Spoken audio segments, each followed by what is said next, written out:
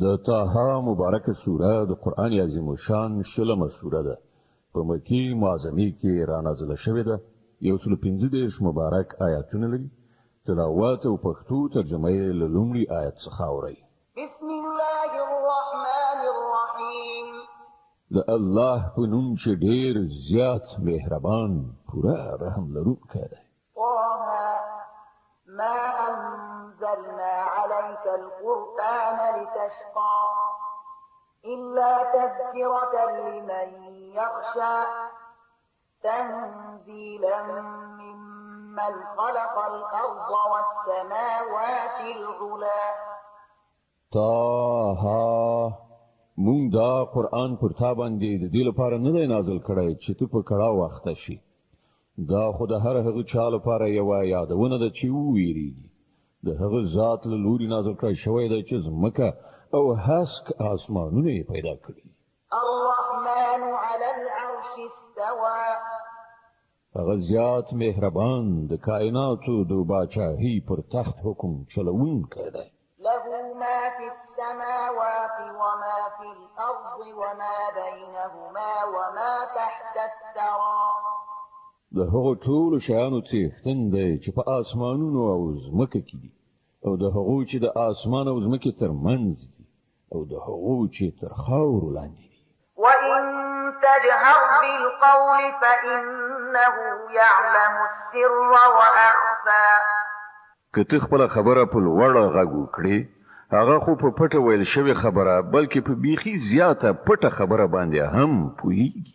الله لا إله إلا هو له الأسماء الحسنى. هغه الله دی، له هغه پرته بل خدای نشته. د هغه لپاره ډیر غوره نومونه دي. وهل أتاك حديث موسى إذ رأى نارا فقال لأهلهم كثوا إني آنست نارا لعلي آتيكم منها بقبس أو أجد على النار هدى. او آیاتات د موسی علی السلام څخه خبر هم رسیدلی دی.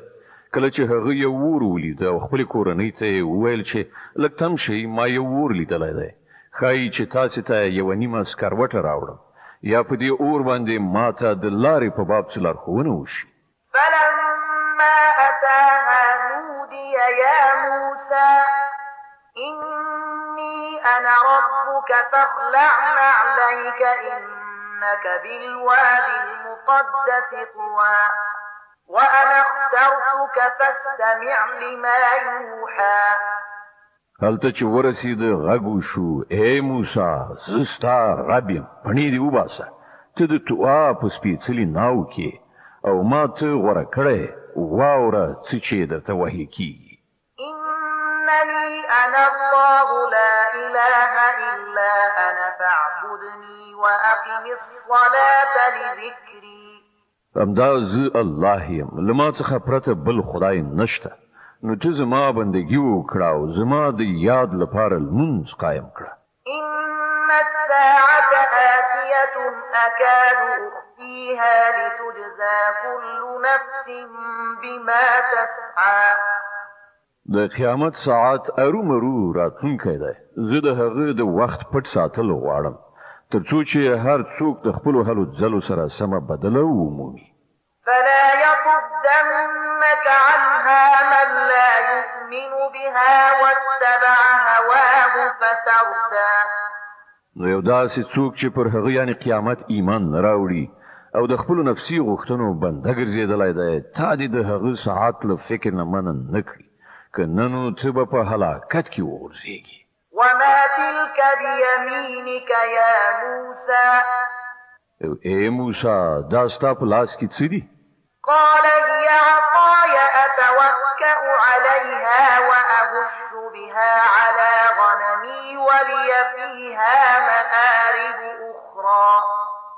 موسی جواب ورکړ، دا زما همسا ده، په دې باندې په تکیه کولو ګرځم، په دې سره د خپلو پسونو لپاره پاڼې څنډم او هم نور ډیر کارونه ترې اخلم. قال ألقها يا موسى. الله فرمایل دا وغورځوه اے موسی. فألقاها فإذا هي حية تسعى هغه وغورځوله او په ناڅاپي ډول هغه یو مارو چې دا خوا اخوا ځغلېده. قال خذها ولا تخف سنعيدها سيرتها الأولى. الله وفرمایل هغه ونیسه ویریږه مونږ به دا بیرته همغسې کړو لکه چې څنګه وو.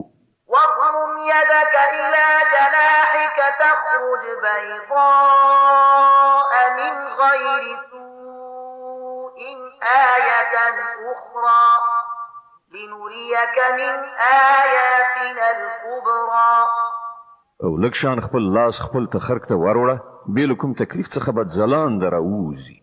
دا بله نښانه ده د دې لپاره چې مونږ تا ته د خپلو سترو نښانو ښوونکي یو. اذهب إلى فرعون إنه طغى. اوس ته فرعون ته ورشه هغه سرکشه شوی دی. قال رب اشرح لي صدري ويسر لي أمري واحلل عقدة من لساني يفقه قولي. موسی عرض وکړ پروردګاره زما سینه پرانیزه او زما کار ماته اسانه کړه او زما د ژبې غوټه وسپړه تر څو چې خلک زما په خبره وپوهېدلی شي.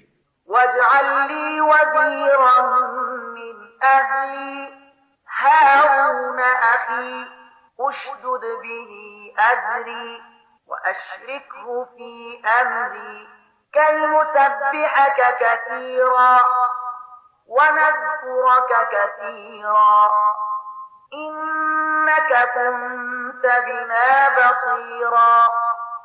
او زما لپاره زما د خپلې کورنۍ نه یو مرستیال وټاکه هارون چې زما ورور دی. د هغه په وسیله زما مټ پیاوړی کړه او هغه زما په کار کې برخوال کړه تر څو چې مونږ ښه ستا پاکي بیان کړو او تا زیات یاد کړو. ته تل زمونږ د حال څارونکی. قال قد أوتيت سؤلك يا موسى ولقد مننا عليك مرة أخرى إذ أوحينا إلى أمك ما يوحى أن اقذفيه في التابوت فاقذفيه في اليم فليلقه اليم بالساحل يأخذه عدو لي وعدو له وألقيت عليك محبة مني ولتصنع على عيني. الله فرمایل ای موسی څه چې دې وغوښتل درکړی شول مونږ یو ځل بله هم پر تا احسان کړی دی. یاد کړه هغه وخت چې مونږ ستا مور ته وحي وکړه داسې اشاره چې د وحي په وسیله کېدی شي چې دغه ماشوم په صندوق کې واچوه او صندوق په سیند کې وغورځوه. سیند به هغه غاړې ته وباسي او هغه به زما دښمن او د دغه ماشوم دښمن را واخلي. ما له خپل لوري نه پر تا مینه خوره کړه او داسې انتظام مې وکړ چې ته زما په څارنه کې وپالل شي. إذ تمشي أختك فتقول هل أدلكم على من يكفله فرجعناك إلى أمك كي تقر عينها ولا تحزن وقتلت نفسا فنجيناك من الغم وفتناك فتونا فلبثت سنين في أهل مدين ثم جئت على قدر يا موسى. یاد کړه هغه وخت چې ستا خور د فرعون قصر ته نږدې روانه وه. بیا یې په تلو ویل زه تاسې ته د هغه چا پته درکړم چې دغه ماشوم په ښه شان وروزي. په دې ډول مونږ ته بیرته د خپل مور غېږې ته ورسولې تر څو چې د هغې سترګې روښانه شي او اندېښمنه ونه اوسي. او دا هم در یاد کړه چې تا یو څوک وژلی و مونږ ته له دغه کړاو نه وویستلې او ته مو له راز راز ازموینو څخه تیر کړې او ته د مدین په خلکو کې ډیر کلونه واوسېدلې. نو اوس همغسې چې مقرره شوې ده په خپل وخت کې ستا راتګ دی. واصطنعتك لنفسي اذهب أنت وأخوك بآياتي ولا تنيا في ذكري. ای موسی ما ته د خپل کار لپاره برابر کړی زه ته او ستا ورور زما له نښانو سره او پام کوئ تاسې زما په یاد کې لنډون مه کوئ. اذهبا إلى فرعون إنه طغى فقولا يذكر أو يخشى زی تاسو دواړه فرعون ته ورشي چې هغه سرکشه شوی دی له هغه سره په نرمۍ خبرې وکړي خای چې هغه نصیحت ومني یا وویری قال ربنا إننا نخاف أن يفرط علينا أو أن يطغى دواړو عرض وکړ پروردګاره مونږ ویریږو چې هغه به پر مونږ زیاتی وکړي یا به یرغل وکړي قال لا تخافا إنني معكما أسمع وأرى الله و فرمایل مو ویریږي زله تاسو سره یم هر څه اورم او وینم فأتياه فقولا إنا رسولا ربك فأرسل معنا بني إسرائيل ولا تعذبهم قد جئناك بآية من ربك والسلام على من اتبع الهدى غته ورشه یو وایاس چې مونږ ستاد رب استازي بني اسرائیل مونږ سره تلو ته پرېږده او هغوی مره بړوه مونږ تا ته ستاد رب لنخانی سره راغلیو او سلامتی ده د هغه چا لپاره چې د سمې لارې پیروي غوره کړي إنا قد أوحي إلينا أن العذاب على من كذب وتولى مونږ ته په وحی سره ښودل شوې ده چې عذاب دی د هغه چا لپاره چې د دروغو نسبت وکړي او مخ واړوي قال فمن ربكما يا موسى فرعون وویل خنو بیا ستاسې دواړو رب څوک دی ای موسی قال ربنا الذي أعطى كل شيء خلقه ثم هدى موسی جواب ورکړ زمونږ رب هغه ذات دی چې هر شي ته د هغه خپل ساختمان ورکړ بیا یې ورته لار وښودله قال فما بال القرون الأولى فرعون وویل او پخوا چې کوم نسلونه تیر شوي دي نو د هغو څه حالت و قال علمها عند ربي في كتاب لا يضل ربي ولا ينسى الذي جعل لكم الأرض مهدا وسلك لكم فيها سبلا وأنزل من السماء ماء فأخرجنا به أزواجا من نبات شتى موسی وویل د هغې علم زما له رب سره په یو کتاب کې ساتل شوی دی زما رب نه غلطي کوي نه هیرجن دی همغه ذات چې ستاسې لپاره یې د ځمکې فرش وغوړوله او په هغې کې ستاسې د تګ لارې جوړې کړې او له پاسه یې اوبه وورولې بیا یې د هغو په وسیله راز حاصلات راوټوکول د طه مبارکه سوره چې د قرآن عظیم الشان شلمه سوره ده په مکې معظمې کې رانازله شوې ده 115 مبارک آیاتونه لري تلاوت او پښتو ترجمه یې له 450 آیت څخه اوري كلوا وارعوا أنعامكم إن في ذلك لآيات لأولي النهى وخوري او خپل ساروي هم وڅروي بشک په دې کې د هوښیارانو لپاره ډېرې نښانې دي منها خلقناكم وفيها نعيدكم ومنها نخرجكم تارة أخرى له همدې ځمکې نه مونږ تاسې پیدا کړي یاست همدې ته به مو بیرته ورولو او له همدې نه به مو دوهم ځل راوباسو ولقد أريناه آياتنا كلها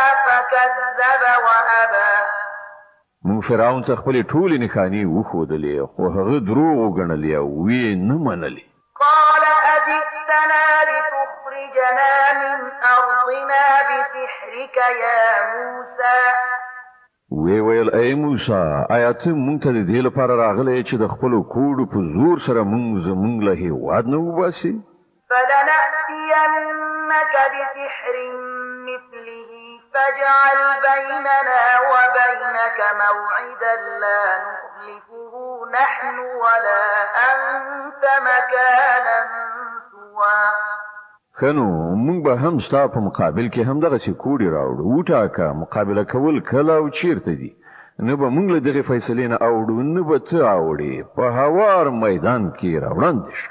قال موعدكم يوم الزينة وأن يحشر الناس ضحى. موسی وویل د جشن ورځ وټاکله شوه او خلک دې د لمر له راپورته کېدو سره غونډ وي.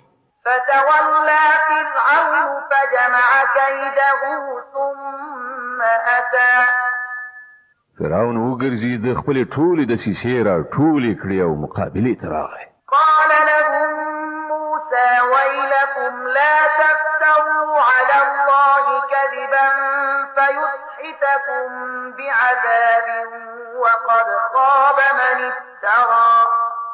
موسی په عین وخت کې مقابل لوري ته په خطاب وویل ای اجل نیولو پر الله باندې د دروغ تورونه متړئ کنه نو یو سخت عذاب به تاسو تباه کړي. دروغ چې هر چا وتړل هغه نامراد شو. فتنازعوا امرهم بينهم واسروا النجوى. د دې په اورېدو د هغو په منځ کې نظري شخړه راغله او هغوی په خپلو کې په پټو پټو مشورو لاس پورې کړ. قالوا إن هذان لساحران يريدان أن يخرجاكم من أرضكم بسحرهما ويذهبا بطريقتكم المثلى. په پای کې ځینې خلکو وویل چې دا دواړه خو صرف کوډګران دي. د دوی هدف دا دی چې د خپلو کوډو په زور سره ستاسې لاس ستاسې له هېواد نه وباسي او ستاسې د ژوند مثالي کړنلارې ته خاتمه ورکړي. فأجمعوا كيدكم ثم أتوا صفا وقد أفلح اليوم من استعلى. نن خپلې ټولې دسیسې را یو ځای کړئ او په میدان کې ول لیکه شي. نو دا وګڼئ چې نن چې هر څوک برلاسی شو همغه ژوند وګاټه. قالوا يا موسى إما أن تلقي وإما أن نكون أول من ألقى. کوډګر وویل ای موسی تی غورځوي او که مخکې مونږ غورځو. قال بل ألقوا فإذا حبالهم وعصيهم يخيل إليه من سحرهم أنها تسعى فأوجس في نفسه خيفة موسى. موسی ویل نه تاسې وغورځوئ. په ناڅاپي ډول د هغو رسیګانې او همساګانې د هغو د کوډو په زور سره موسی علیه السلام ته ځغلېدونکي وبرېښېدلې او موسی په خپل زړه کې ووېرېد. قلنا لا تخف إنك أنت الأعلى. مونږ وویل مه وېرېږه همدا ته به برلاسی شي.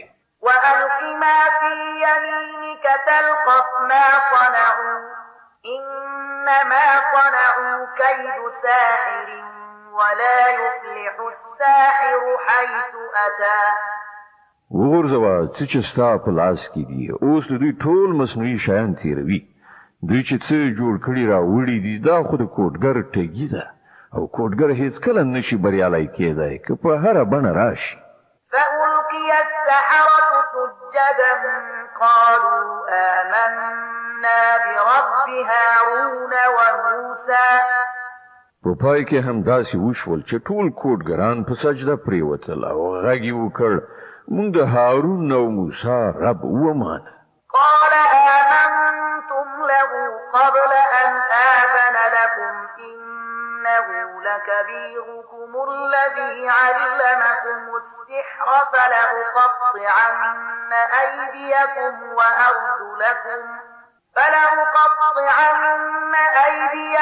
وأرجلكم من خلاف ولأصلبنكم في جذوع النخل ولتعلمن أينا أشد عذابا وأبقى. فرعون وویل تاسې ایمان راوړ مخکې له دې نه چې ما درته اجازه درکړې وي. ښکاره شوه چې دی ستاسې لارښود دی چې تاسې ته یې کوډګري ښودلې وه. ښه نو اوس به زه ستاسې لاسونه پښې رادو بدلې پرې کړم او د خرماو په ونو کې به مو په دارو زړوم. بیا به تاسې ته څرګنده شي چې له موږ دواړو نه د چا عذاب ډېر سخت او پایښت لرونکی دی. قالوا لن نؤثرك على ما جاء فطرنا فاقض ما أنت قاض إنما تقضي هذه الحياة الدنيا. کوټګرو جواب ورکړ قسم په هغه ذات چې مونږ پیدا کړی یو دا هیڅ کله نشي کېدای چې مونږ د روخانه نښانو لراتګ نه وروسته هم په رښتینولۍ باندې تاسو ترجیح درکړو. ستا چې څه خوښ وي هغه وکړه. ته خو ایلاد بلاد هم دی دنیا د ژوند فیصله کولای شي. إنا آمنا بربنا ليغفر لنا خطايانا وما أكرهتنا عليه من السحر والله خير وأبقى. مون خو په خپل رب ایمان راوړ ترڅو زمون خطاوي راوبخي او له دغه کوټګرۍ نه چې تا ور باندې مجبور کړی و را تیر شي. الله ډیر غوره او همغه باقی پاتې کیدونکی دی. إنه من يأت ربه مجرما فإن له جهنم لا يموت فيها ولا يحيا. حقیقت دا دی څوک چې له مجرم والی سره د خپل رب حضور ته ورشي د هغه لپاره دوزخ دی چې په هغه کې به نه مري نه به ژوندی کیږي. ومن يأته مؤمنا قد عمل الصالحات فأولئك لهم الدرجات العلى. جنات عدن تجري من تحتها الأنهار خالدين فيها وذلك جزاء من تزكى. او څوک چې د هغه حضور ته د مؤمن په حیثیت ورشي چې ښه عملونه یې کړي وي د دغه راز ټول خلکو لپاره لوړې درجې دي. سمسور به خزانه باغونه دي چې تر هغو لاندې به ویالې بهیږي. په هغو کې به د تل لپاره هغوی اوسیږي. دا د هغه چا مکافات دي چې سپېڅلتیا غوره کړي. ولقد أوحينا إلى موسى أن أسر بعبادي فاضرب لهم طريقا في البحر يبسا لا تخاف دركا ولا تخشى. مونږ موسی علی السلام ته وحی وکړ چې اوس د شپې زما بندگان د سره واخله زه او د هغو لپاره په سمندر کې وچ سړک جوړ کړه. ته د چاله شادر په سیتلو نه هیڅ مو ویریږه او مو د سمندر په منځ کې په تیریدو وډارېږه. فأتبعهم فرعون بجنوده فغشيهم من اليم ما غشيهم. د شان فرعون له خپل لښکر سره را ورسید او بیا سمندر پر داسې خور شو لکه څنګه چې د خورېدو حق. وأضل فرعون قومه وما هدى. فرعون خپل قوم گمراه کړی و کومه سمه لارښوونه یې نه وه کړې. يا بني إسرائيل قد أنجيناكم من عدوكم وواعدناكم جانب الطور الأيمن ونزلنا عليكم المن والسلوى. ای بني اسرائیلو مونږ تاسو ته ستاسو له دښمن نه نجات درکړ او د تور په خیاخ کې مو ستاسو د حاضرېدو لپاره وخت وټاک او پر تاسو مو من او سلوا نازل کړل.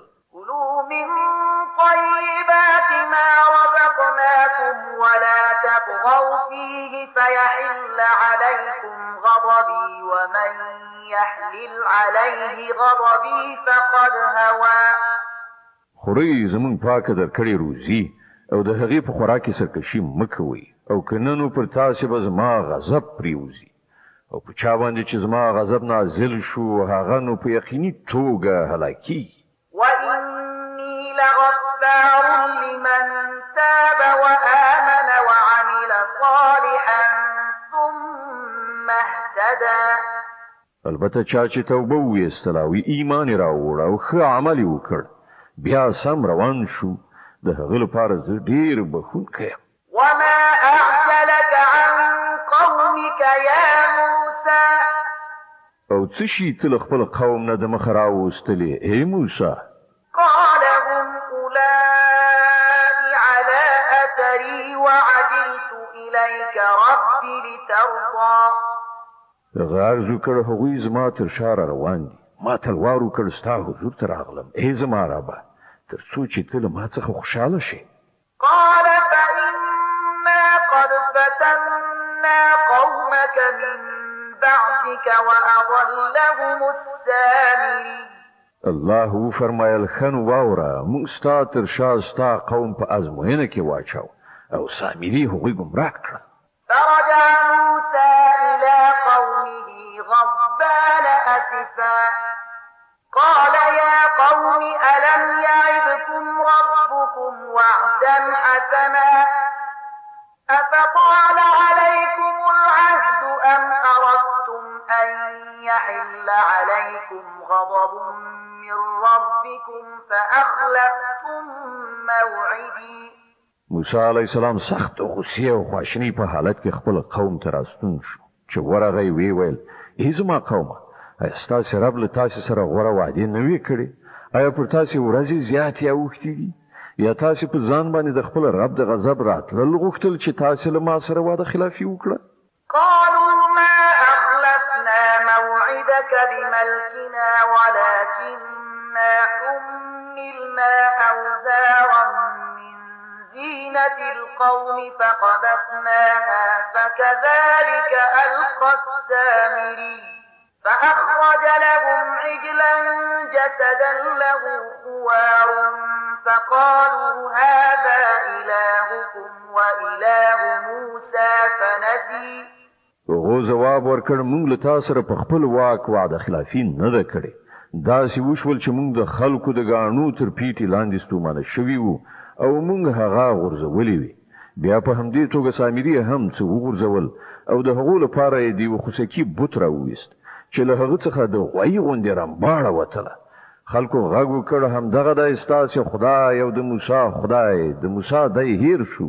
أفلا يرون ألا يرجع إليهم قولا ولا يملك لهم ضرا ولا نفعا. آیا هغوی نه لیدل چې نه هغه د هغو د خبرې ځواب ورکوي او نه هغو ته د ګټې او تاوان رسولو څه واک وس لري؟ ولقد قال لهم هارون من قبل يا قوم إنما فتنتم به وإن ربكم الرحمن فاتبعوني وأطيعوا أمري. هارون علیه السلام د موسی علیه السلام لره تګ نه مخکې هغو ته ویلي و چې ای خلکو تاسې د ده له امله په فتنه کې غورځېدلي یئ. ستاسې رب خو ډېر زیات مهربان دی نو تاسې زما پیروي وکړئ او زما خبره ومنئ. قالوا لن نبرح عليه عاكفين حتى يرجع إلينا موسى. خو هغه ورته وویل چې موږ خو به د همدغه بندګي کوو تر څو پورې چې موسی علیه السلام بیرته نه وي راستون شوی. قال يا هارون ما منعك إذ رأيتهم ضلوا ألا تتبعني أفعصيت أمري. موسی علیه السلام قوم ته له تور بریښ کولو نه وروسته د هارون لوري ته راوګرځېد او ویې ویل هارونه تا چې کله لیدلی و چې دوی ګمراه کیږي نو څه شي ستا لاس نیولی و چې زما په کړنداره عمل ونه کړې؟ آیا تا زما د حکم پر خلاف کار وکړ؟ قال يا ابن أم لا تأخذ بلحيتي ولا برأسي إني خشيت أن تقول فرقت بين بني إسرائيل ولم ترقب قولي. هارون جواب ورکړ ای زما د مور زویه زما ګیره منیسه مه زما د سر ویښتان راکاږه. زه له دې نه ویرېدم چې ته به راشې وبه وایې تا په بني اسرائیلو کې بیلتون راوست او زما د خبرې مراعات یې ونه کړ. قال فما خطبك يا سامري. موسی علیه السلام وویل ای سامري ستا څه خبره ده؟ قال بصرت بما لم يبصروا به فقبضت قبضة من أثر الرسول فنبذتها وكذلك سولت لي نفسي. هغه جواب ورکړ ما هغه څه ولیدل چې د دغو خلکو په نظر را نغلل نو ما د رسول د پښو له پلنه یو موټی خاوره راپورته کړه او هغه مې د دغې ویلې شوې طلا په منځ کې وغورځوله. زما نفس ما ته هم دغسې څه راوښودل. قال فاذهب فإن لك في الحياة أن تقول لا مساس وإن لك موعدا لن تخلفه وانظر إلى إلهك الذي ظلت عليه عاكفا لنحرقنه ثم لننسفنه في اليم نسفا. موسی علیه السلام وویل ښه نو ځه اوس به ته په ټول ژوند کې همدا نارې وهې چې ماته لاس مه راوړې او ستا لپاره د حساب کتاب یو وخت ټاکلی دی چې له تا څخه به هیڅ تیر نشي او ګوره خپل دغه خدای ته چې ته پرې مین شوی وي موږ به هغه وسوځو او میده میده به یې کړو په سیند کې به یې واچوو. إنما إلهكم الله الذي لا إله إلا هو وسع كل شيء علما. ای خلکو ستاسې خدای خو یوازې یو الله دی چې له هغه پرته کوم بل خدای نشته په هر څه باندې د هغه علم چارپیر دی. كذلك نقص عليك من أنباء ما قد سبق وقد آتيناك من لدنا ذكرا. ای محمد صلی الله علیه وسلم په دغه شان موږ د مخکې تیر شو حالاتو خبرونه تاته اورو او موږ خاص له خپل لوري نه یو ذکر یعنی د نصیحت درس درکړی دی. من أعرض عنه فإنه يحمل يوم القيامة وزرا خالدين فيه وساء لهم يوم القيامة حملا. څوک چې لدین مخ واړوي هغه به د قیامت په ورځ د ګناه دروند پیټه پورته کړي او دا غراز ټول خلک به د تل لپاره د خپل درانده پیټي په عذاب کې اخته وسی او د قیامت په ورځ به د هغو لپاره د دغه جرم د مسؤلیت پیټه ډیر ربړونکې پیټه وي. يوم ينفخ في الصور ونحشر المجرمين يومئذ زرقا. په هغه ورځ چې کله شپېلې پوکړه شي او موږ به مجرمان په دې حال کې ایثار راوړو چې د هغو سترګې به هیبت وهلې رډې ختلې وي. يتخافتون بينهم إن لبثتم إلا عشرا. خپل منځو کې به پټ پټ وایي چې په دنیا کې به تاسې اله بلا لس ورځې تېرې کړې وي. نحن أعلم بما يقولون إذ يقول أمثلهم طريقة إن لبثتم إلا يوما. مونږ ته ښه معلومه ده چې هغوی به څه وایي. مونږ په دې هم پوهیږو چې له هغو څخه چې څوک ډېر زیات په احتیاط سره حسابونکي وي هغه به ووایي چې نه ستاسې د دنیا ژوند کې یوه ورځ ژوند و. ويسألونك عن الجبال فقل ينسفها ربي نسفا فيذرها قاعا صفصفا لا ترى فيها عوجا ولا أمتا. دوی له تانه پوښتنه کوي چې په هغه ورځ به دغه غرونه چیرته لاړ شي. ووایه چې زما پروردګار به هغه خاورې ری کړي وابه یې لوځوي او ځمکه به یو داسې هوار سوتره میدان جوړ کړي چې په هغه کې به ته هېڅ لوړه ژوره ونه وینې. يومئذ يتبعون الداعي لا عوج له وخشعت الأصوات للرحمن فلا تسمع إلا همسا. په هغه ورځ به ټول خلک د آواز کوونکي په بلنه سم سیخ راشي یو بڅری کوږوالی به نشي ښودلی او غږونه به د رحمان خدای په وړاندې خپ شي. له ډېر ټیټه غږ نه پرته به ته نور هېڅ وانه اورې. يومئذ لا تنفع الشفاعة إلا من أذن له الرحمن ورضي له قولا. په هغه ورځ به شفاعت په درد نه خوري مګر دا چې چاته رحمان خدای د هغې اجازه ورکړي او د هغه خبر اورېدل خوښ کړي. يعلم ما بين أيديهم وما خلفهم ولا يحيطون به علما. الله د خلکو په وړاندې وروسته ټول حال باندې پوهیږي او نور ته د الله په ارتباط پوره معلومات نشته. وعنت الوجوه للحي القيوم وقد خاب من حمل ظلما. د خلکو سرونه به د هغه تل تر تل ژوندۍ د کائناتو مدبر په وړاندې ټیټ شي نامراد به وي په هغه وخت کې چې د ظلم د ګناه پیټه راخیستې وي ومن يعمل من الصالحات وهو مؤمن فلا يخاف ظلما ولا هضما او هغه چاته به د څه ظلم او حق ځای کېدو خطر نه وي چې ښه عمل وکړي او د دې ترڅنګ هغه مؤمن هم وي وكذلك أنزلناه قرآنا عربيا وصرفنا فيه من الوعيد لعلهم يتقون أو يحدث لهم ذكرا او اے محمد صلی الله علیه وسلم په همدې ډول مونږ دغه عربي قرآن نازل کړی دی او په دې کې مو راز اختارونه ورکړي دي خای چې دوی له انحراف نه ځان ژغوري یا د دوی په برکت په دوی کې د متوجه کېدو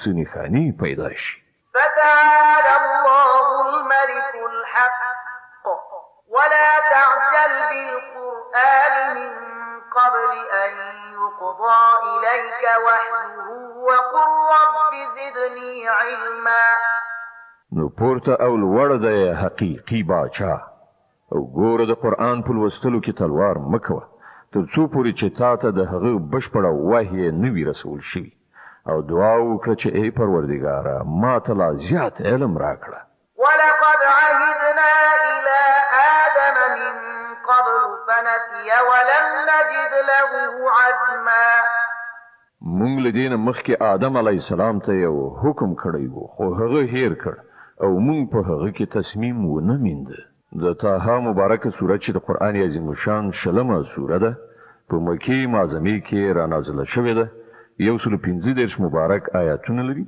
تلاوت او پښتو ترجمه یې له 114 آیت څخه اوري وَإِذْ قُلْنَا لِلْمَلَائِكَةِ اسْجُدُوا لِآدَمَ فَسَجَدُوا إِلَّا إِبْلِيسَ أَبَى یاد کړه هغه وخت چې موږ پرښتو ته ویلو چې آدم ته سجده وکړي هغه ټول خو سجده وکړه مګر یو ابلیس چې انکار وکړ فقلنا يا آدم إن هذا عدو لك ولزوجك فلا يخرجنكما من الجنة فتشقى په دې سره موږ آدم علی السلام ته وویل چې ګوره دا ستا او ستا د میرمنې دښمن دی داسې نشي چې دای تاسو له جنت وباسي او تاسو په غم او بدبختی اخته شي إن لك ألا تجوع فيها ولا تعرى وأنك لا تظمأ فيها ولا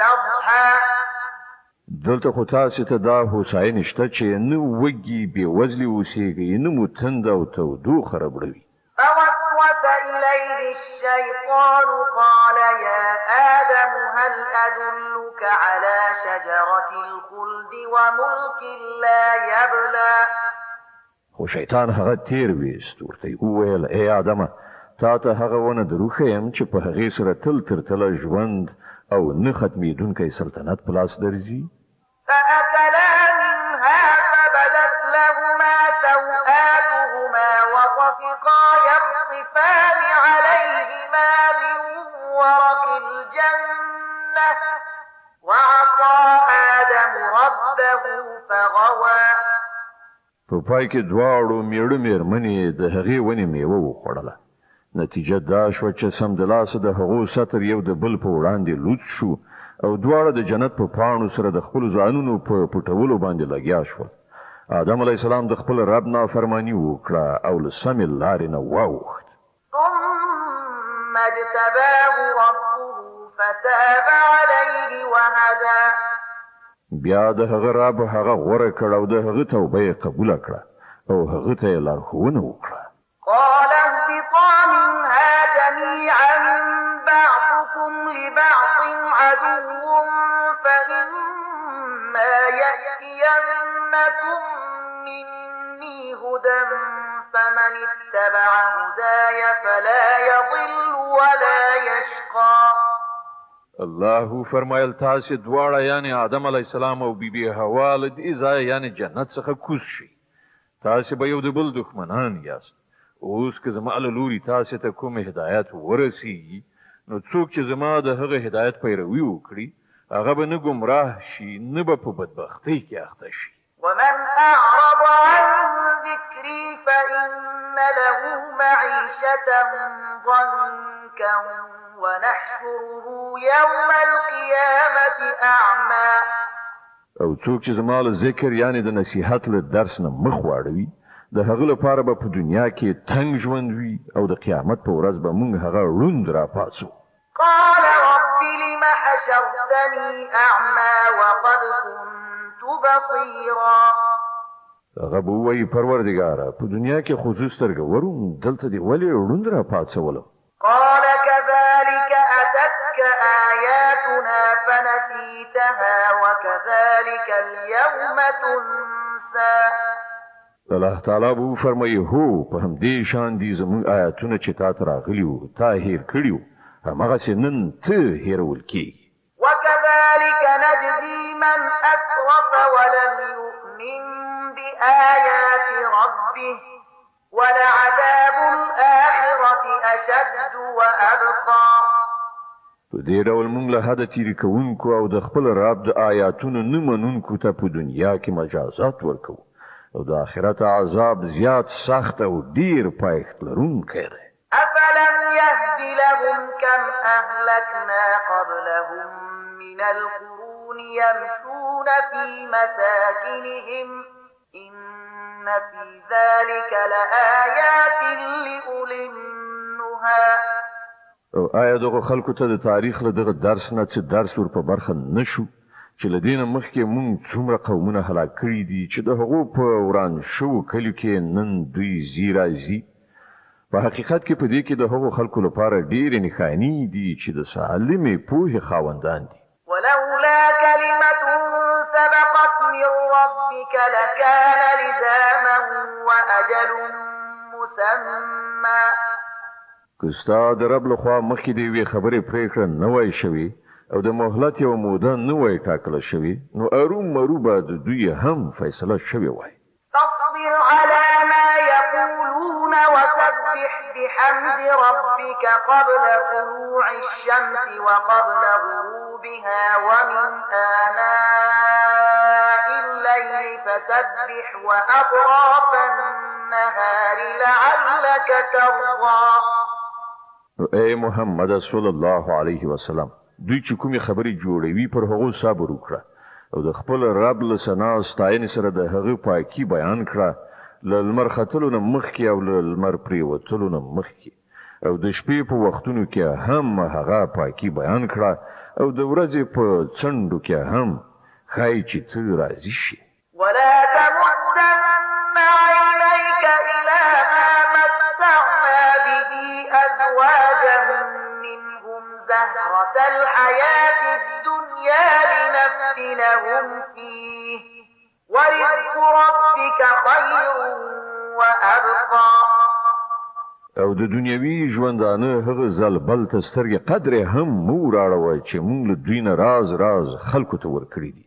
هغه خو مونږ په ازموینه کې د هغو د اچولو لپاره ورکړي دي او ستا د رب درکړی شوې حلاله روزي ډېره ښه او پایښت لرونکې ده. وأمر أهلك بالصلاة واصطبر عليها لا نسألك رزقا نحن نرزقك والعاقبة للتقوى. خپلې کورنۍ ته د لمانځه توصیه وکړه او په خپله هم د هغه پابند اوسه. مونږ له تا نه کومه روزي نه غواړو روزي خو مونږ تا ته درکوو او د عاقبت ښېګڼه د پرهیزګارۍ لپاره ده. وقالوا لولا يأتينا بآية من ربه أولم تأتهم بينة ما في الصحف الأولى. وی وایي چې دغه سړی د خپل رب له لوري نه کومه نښانه یعنې معجزه ولې نه راوړي. آیا دوی ته د مخکنیو صحیفو ټولې ښوونې په څرګند ډول بیان شوې نه دي راغلي؟ ولو أنا أهلكناهم بعذاب من قبله لقالوا ربنا لولا أرسلت إلينا رسولا فنتبع آياتك من قبل أن نذل ونخزى که موږ د هغه له راتګ نه مخکې دوی په کوم عذاب سره هلاک کړي وای نو بیا به هم دوی ویل چې ای زمونږ پروردګاره تا موږ ته کوم پیغمبر ولې راونه لیږي چې موږ له ذلیل کېدو او رسوا کېدو نه مخکې ستا د آیتونو پیروي غوره کړې وای. قل كل متربص فتربصوا فستعلمون من أصحاب الصراط السوي ومن اهتدى. ای محمد صلی الله علیه وسلم دوی ته وایا هر یو د چارې عاقبت ته سترګې په لار دی نو اوس منتظر اوسئ ډیر ژر به در معلومه شي چې څوک په سمه لار تلونکي دي او څوک د هدایت موندونکي دي.